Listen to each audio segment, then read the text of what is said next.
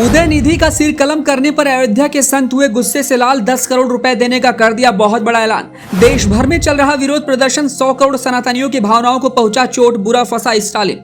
उत्तर से लेकर दक्षिण तक मचा घमासान। उत्तर में विरोध तो दक्षिण में क्यों मिल रहा उदयनिधि को समर्थन। उदयनिधि के बयान से विपक्षी दलों को लगेगा बड़ा झटका। देश भर में कई जगहों से एफआईआर हुआ दर्ज। जी, एक बार फिर से सनातन धर्म को टारगेट किया गया है। एक बार फिर से 100 करोड़ सनातनियों की भावनाओं को चोट पहुंचाया गया है। फिर से हिंदू ही निशाने पर आया है। एक बेशर्म नेता के बयान से देश भर में माहौल गर्मा गया है। कहीं विरोध तो कहीं पे मिल रहा समर्थन। आखिर क्यों बार बार सनातन धर्म को ही टारगेट किया जा रहा? कौन है जो सनातन धर्म को मिटाने की कोशिश कर रहा है? इस बयान ने देश को दो हिस्सों में बांट दिया है। एक तरफ इस बयान को समर्थन मिल रहा है तो दूसरी तरफ तगड़ा विरोध। सबसे पहले जानते हैं कि वो कौन सा और किसका बयान था जिस पर बवाल शुरू हो गया है और देश भर में विरोध प्रदर्शन चल रहा है।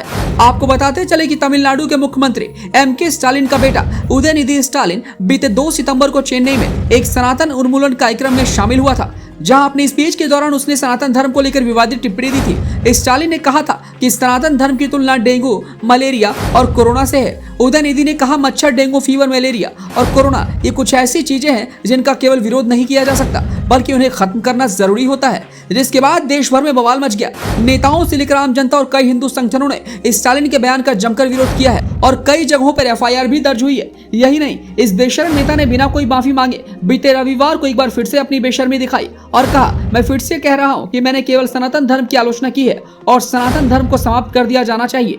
ये बात मैं लगातार कहता रहूंगा। कुछ लोग बचकाना व्यवहार कर रहे हैं और कह रहे हैं कि मैंने नरसंहार के लिए आमंत्रित किया है। कुछ लोग द्रविड़म को भी समाप्त करने की बात करते हैं। क्या इसका मतलब यह है कि डीएमके वासियों को भी मार दिया जाना चाहिए?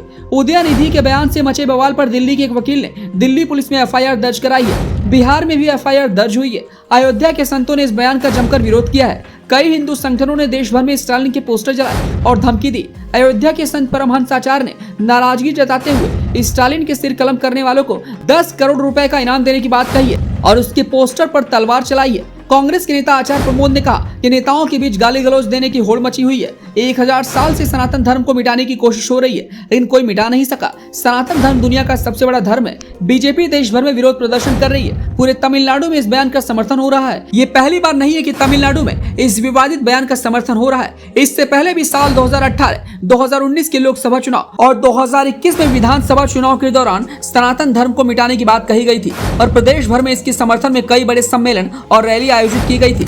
इंडिया गठबंधन की सभी पार्टी के नेता इस विवादित बयान पर कोई भी टिप्पणी करने से बच रहे हैं। यहाँ तक कि ये सभी विपक्ष दल के नेता ना तो इस बयान को सही ठहरा पा रहे हैं और ना ही इस बयान का विरोध जता पा रहे हैं। कुल मिलाकर देखा जाए तो इंडिया गठबंधन के बाकी नेता 2024 चुनाव की वजह से इस बयान से बच रहे हैं। ऐसे कई तरह के सवाल हैं जिस पर इंडिया घिर गई है। उदयनिधि स्टालिन के बयान के बाद इंडिया के सहयोगी नेताओं को बोलते हुए नहीं बन पा रहा।